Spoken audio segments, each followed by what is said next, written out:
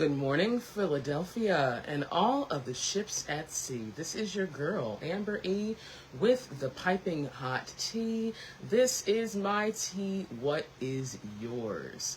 I really hope you enjoyed your week so far, Philadelphia. We're coming to the end of this week. It's been a good week for me for a plethora of reasons. First of all, it's been my birthday week, and as I think I may have mentioned more than once, I am one of those people who celebrates her birthday all month. So for all the birthday love that I receive, the phone messages, the texts, the phone calls, I want you all to know, damn fam, that you guys rock. Thank you so very much. It has been such a great time to celebrate. And by the way, I'm not finished yet. Like I said, I am one of those people who celebrates all month. So between now and the end of June, your girl is going to be basking in all of the birthday energy. I regret nothing. I said what I said. But in addition to that, I also wanted to celebrate, before I do anything else, someone else who has a birthday energy this week. Happy 78th birthday to Miss Felicia Rashad. Her birthday is on Juneteenth, which was yesterday. And again, I like to think of her as regality personified. There is something about Miss Felicia that just oozes this radiance and this elegance and this grace, and I love seeing her in action. She definitely has her quote-unquote funny moments, but I definitely think she has this air of elegance and sophistication, and there's just something so incredibly nice about watching her, dare I say, float. And so I'll even put this out to you guys, AM fam. Whenever I think of Miss Felicia Rashad and Miss Debbie Allen, who, believe it or not, some people still don't know that they're sisters. I mean, like blood-related relatives. And people forget that. It's like, well, there's a nice little video that floats around on Facebook where a reporter asked them, did they argue when they were younger? And they go, did we what? And they say it at the same time in unison, almost like they're twins. Our elders is something that's kind of amazing. So happy birthday, Miss Felicia. I think of you, if you were queen, if this was the Queen of England scenario, she'd be Queen Elizabeth, and I'd say Miss Debbie Allen would be like Princess Margaret, but I digress. So anyway, happy birthday, Miss Felicia. I hope you enjoyed it. Speaking of June 19th, good people, happy Juneteenth weekend. Yes, it is Juneteenth weekend, and it is a good one. I really do hope that people had the time yesterday to just sit back and enjoy the energy of freedom. I talked a lot about this last week on Tea with Amber E, but I just want you all to know that we're just getting started here in Philadelphia. If you're outside of the Philadelphia ships at sea, I hope you're also having a good time. But first of all, yesterday, I was very intentional about how I wanted to celebrate my Juneteenth. But before I get more into that, I just want to give you all a very quick reminder that today, everybody say today. I heard you, don't worry, it's good. Today, do not forget that Germantown is having our Juneteenth Festival. Again, as a matter of fact, yesterday was the Juneteenth Festival downtown at Independence Mall, but today, here on the 6300 block of Germantown Avenue, we here in Germantown are having our Juneteenth Festival. If you go online to the Johnson House's website, johnsonhouse.org. You can get more information, but there are going to be historical reenactments at the Johnson House, which has its own significance in history. You're also going to see that there are going to be things for children. If you know about the school that's next door, the Montessori school that's next door, there is a goat. If you know, you know, but there will be the goat. I'm looking forward to this. There will indeed be the goat there today. Also, one thing I wanted to point out that I found quite interesting, there's going to be a panel. The Pan-African Sisterhood Health Initiative is going to be having a panel on the Germantown House lawn. So if you want to connect with your fellow sisters about health, about wellness, about not just the physical health and wellness, but the spiritual also, because there is something very powerful about all of us being connected, I would highly recommend checking it out, Philadelphia. Again, if you don't want to, drive to Germantown, drive to Germantown. I'm just saying. If you don't, it's a hop, skip, and a jump on the 23 bus, good people. So all I'm saying is we will be popping. Hey, I said what I said. And then tomorrow, Sunday, is going to be the Germantown Parade in West Philadelphia. If you do not want to go all the way to West Philadelphia, take the bus to West Philly. I'm just saying. I said what I said. But in the event that you do not want to make that particular journey, you can watch it on ABC. And it's going to be, I'm kind of looking forward to this. This is also all kinds of amazing. So please keep in mind that all weekend, the feeling of joy and the feeling of liberty and freedom is in the air. So Philadelphia, you have no excuse. And the weather is delicious. As a matter of fact, I'm going to give a tiny shameless plug.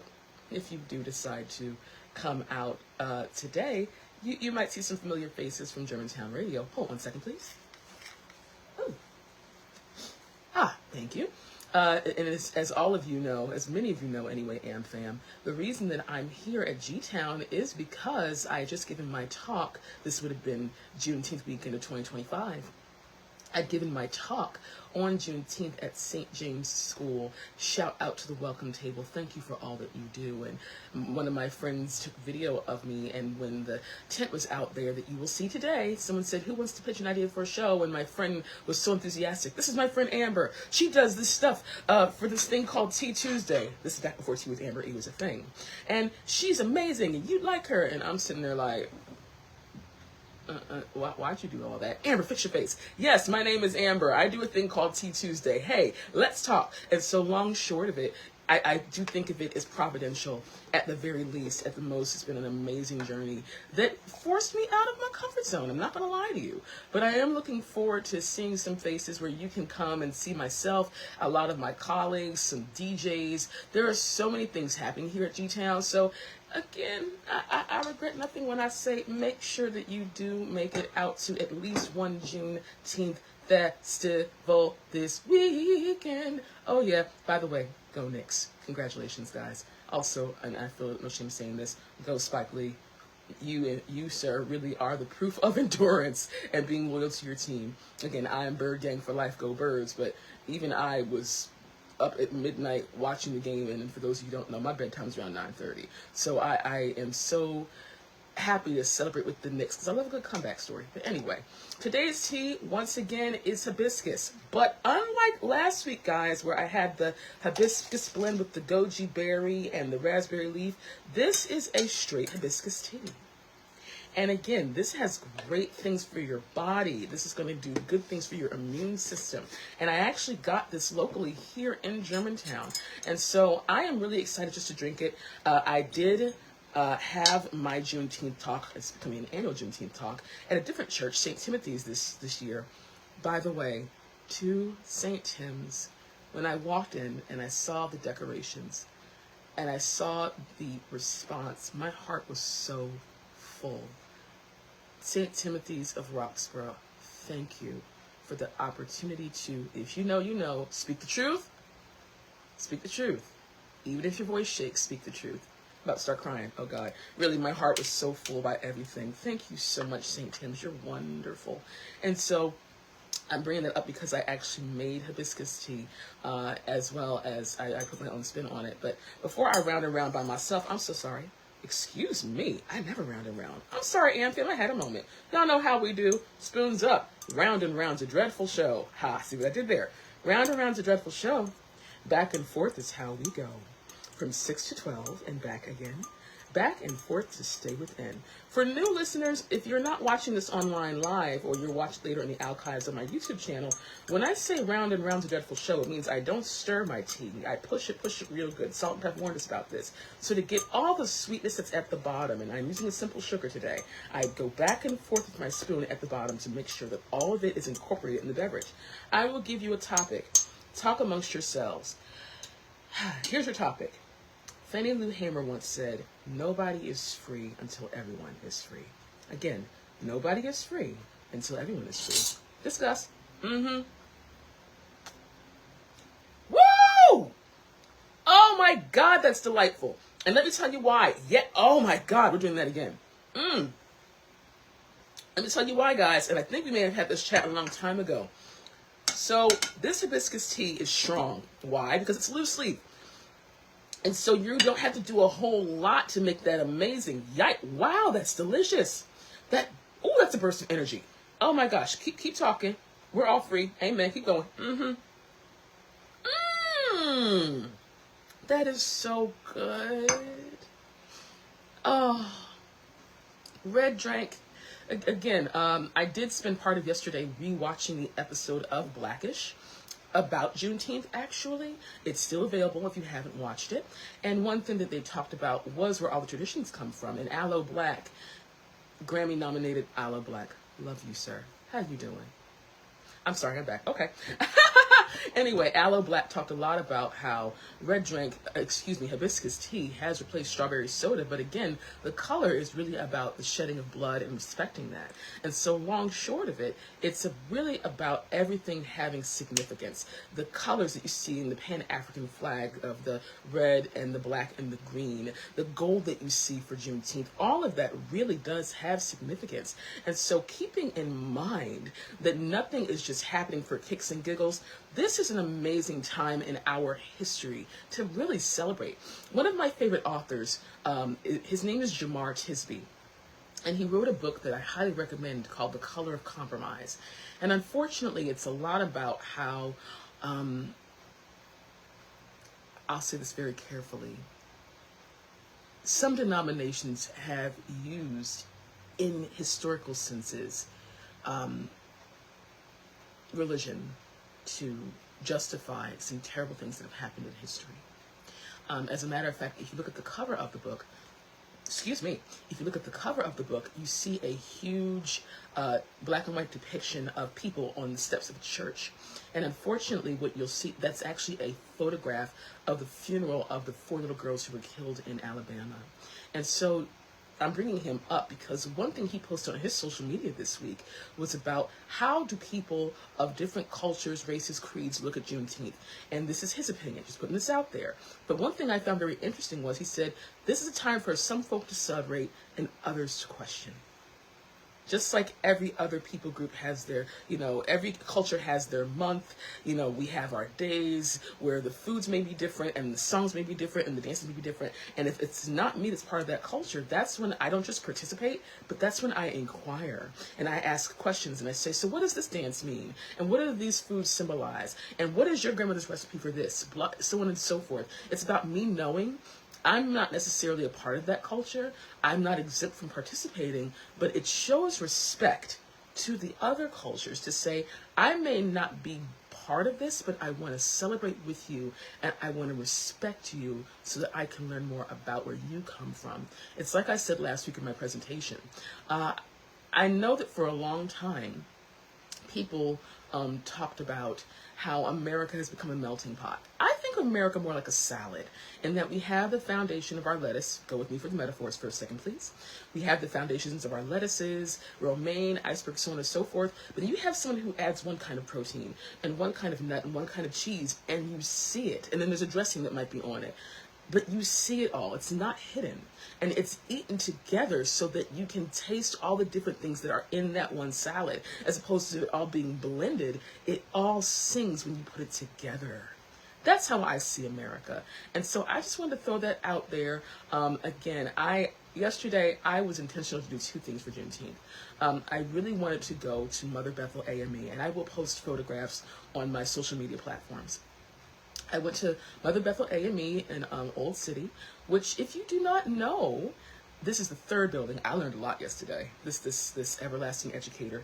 I can't wait to share this with my kids in the fall. I hope that y'all are having a great summer vacation. Hello, my babies. But did you know that Mother Bethel AME is the oldest piece of real estate that is owned by Black people in American history? I was just blown away by seeing they gave us a tour of seeing the mural. It's kind of what they described it as a panoramic mural that showed where the Reverend Richard Allen started off and the story of how he started the AME church, because unfortunately he wanted to worship and those who came over from England did not want him there. And so he had to find people of color like himself, black folk, let's just call it what it is, to worship. And so he and Absalom Jones, who of course he's part of the Black Episcopal Church. He was the first priest of the Black Episcopal Church. But the AME Church was started by Richard Allen. And so you see this amazing, if you've not seen it, the museum, you actually do see that his remains are actually in the church, in there. And it's a beautiful depiction of where he has been finally laid to rest, as well as all the women who have been part of this tradition, including, and I learned this yesterday, Judith Jameson, Philadelphia's own Judith Jameson, who, of course, for those of you who do know, quick reminder, she was the legendary, I have no problem saying this, the legendary Alvin Ailey's muse. She only passed away and transitioned a couple of years ago. But I learned that she used to give dance classes and taught people how to dance before she moved on to Harlem, where, of course, Alvin Ailey's Dance Theater is located, and she's part of this tradition. She's part of the history of it. And then yesterday, I also made an intentional decision to go to Independence Mall. Excuse me 1 second. Oh, sorry. To go to Independence Mall. And it was actually kind of bittersweet to see this. Because, as you all know, there have been panels that have been removed depicting what's been going on in American history and American slavery. And so that they were removed and then they were put back. And unfortunately, now there has been a ruling that I'm paraphrasing, that Philadelphia does not have the power to say what history is on or off. And so the judge actually, on or off the walls, that is. And so the judge overruled that appeal. And so unfortunately, there may be things that are not depicting the truth of American slavery in America. As a matter of fact, if you go there, you will see that there is I don't want to say monument, but there's a place where you will see a placard, if you will, that says, these are where the original depictions were, and they're missing. And then there's a little photograph at the bottom of it where it shows what they were, what they said, and it's a picture of George Washington on one of them and the Obama family on the other. Don't worry, you're going to get to the Obamas in a minute. Child, get your tea ready, Am fam. We're going to talk in a few seconds. Yes, we are. But it broke my heart because now there's two strings that hold Sharpies that say, hi, what do you want to say here?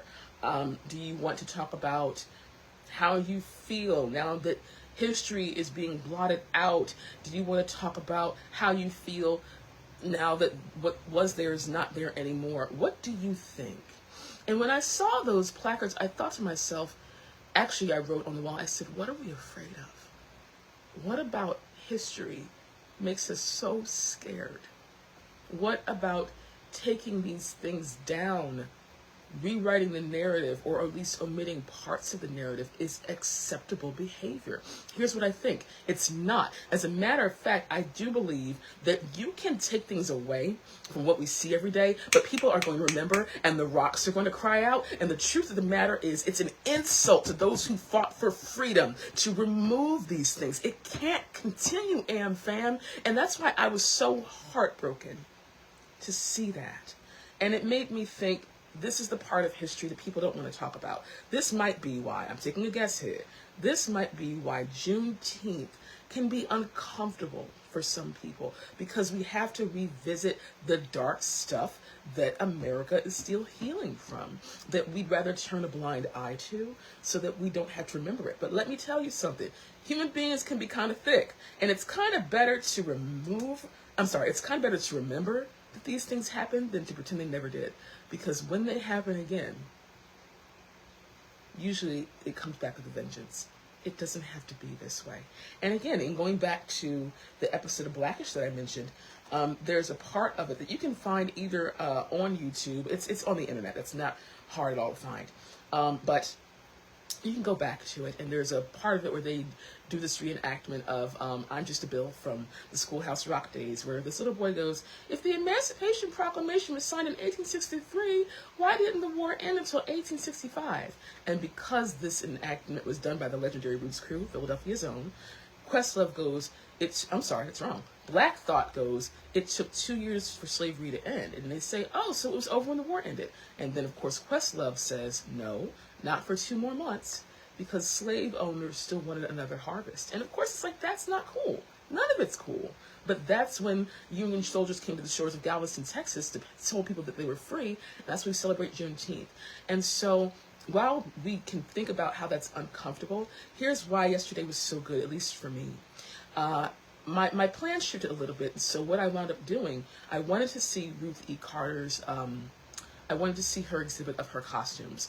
That line, child, was so long. It was like they closed the museum at 5, but the line was still so long. Folk were still getting in, so they honored them waiting for hours.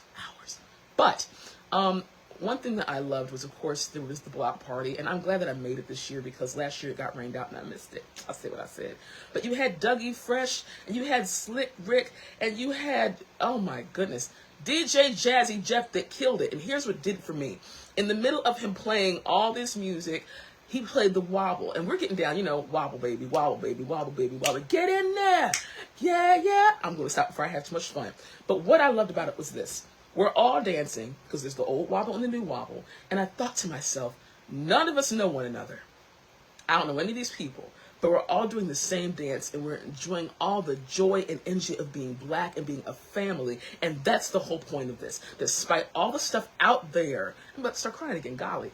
The stuff that's out there that's breaking hearts, making us nervous. What are we going to do? It makes me feel so much joy to know that we, in the face of all the stuff, in the face of people from the UFC slandering the First Lady, in the face of her looking at it and going, look, on Juneteenth, me and my man, that, by the way, if you did not watch the opening of the Obama Center, you can actually go to her YouTube channel and watch the entirety of it. Michelle Obama's YouTube channel has the entirety of it, and it's so well done. She's like, look, I ain't got time.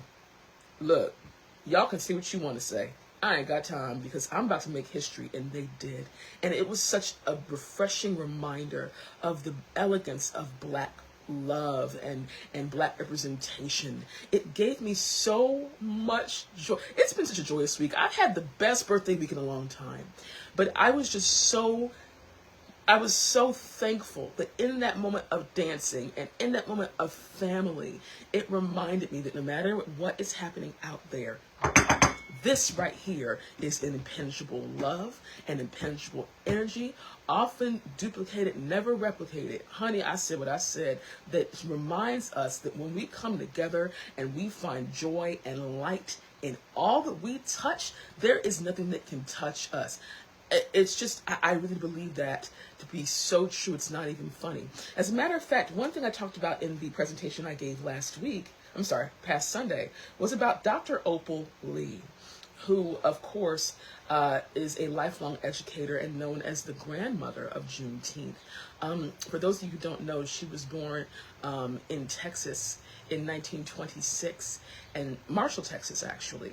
And then she moved to Fort Worth when she was in her teens, and her family owned real estate. And unfortunately, she had to witness her home being burned to the ground by 500 protesters on Juneteenth, I might add. It was a June 19th when this took place. And if you look up her statement, she gave a statement for Juneteenth yesterday, and she turns 100 this year. And in seeing her, and she has a Barbie that Mattel made for her, part of their Empowering Women series. But in hearing her speak with such a quiet, again, elegance about how we cannot let history slip through our fingers, how it does a disservice to the ancestors who literally shed their blood so that we could walk free. It reminded me, without Juneteenth, there probably wouldn't be a Barack Obama. Without us knowing that we were free from bondage, because remember, it took 2 years and 2 months for us to get out of the mindset that we were still in bondage. Without those truths, there would be no Barack Obama.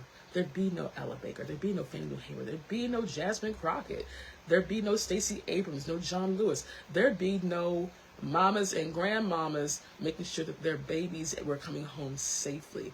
There would still be this fear. How do we navigate the universe if we're unable to do X, Y, and Z together? And so I'm saying all this because this is what makes us amazing, AM fam. I really do hope that you take time this weekend. If nothing else, if you do want to go have a celebrate, honey, go have you a celebrate.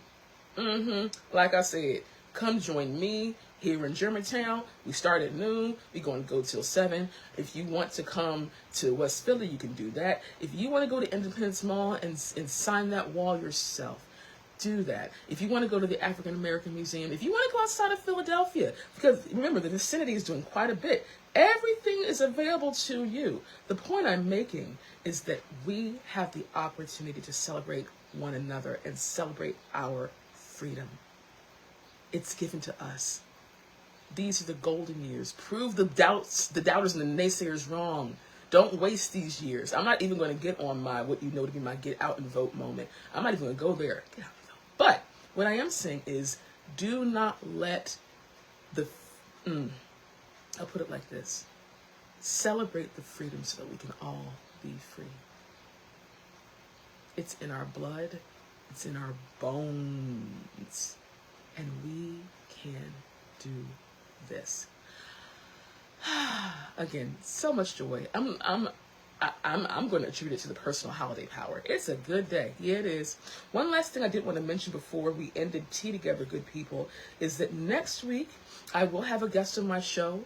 Her name is Dr. Nicole Rayfield, and she is the founder of and CEO of Polish Me Unbothered, which is a bold nail polish brand that celebrates empowerment, self-expression, and community impact. And she draws on her PhD in organizational leadership from Eastern University and uses that influence to infuse her company with a community of equity and inclusion. She's also the inventor of the table trolley. And in talking to her before, she talked about how she would go to trunk shows. She would be outside selling her beautiful nail polishes. Hashtag hot flash, love it. I'm going to leave that alone. But in doing that, she talked a lot about how she would have to pick up her table and whatnot. And she thought, why don't I just create something where I can roll my table and not have to carry it?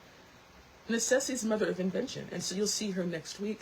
I'm looking forward to talking to her about entrepreneurship, about how, again, we've conversed before, about how she can really sell anything, about how people have to hear in your voice that what you bring to the table, pardon the pun, is what they need. They don't even know it yet, but there is a power and an energy that Black women bring when they show up. And oh my goodness, she's aware of it. And so next week, Dr. Nicole Rayfield will be on Tea with Amber E. Quick plug also. In July 11th, Tiana Jones, the Welcome Table, she is going to be talking about the Wellness Expo that will be happening. We'll get into that a little bit more sooner, but I'm so excited to have these divas and these queens with their powerful energy bringing in the freedom. So please enjoy the rest of your Juneteenth, Philadelphia. We're going to have a good one. I've got you. You've got me. We've got this. Have a wonderful Saturday, AM fam. Love and light to you all. Peace.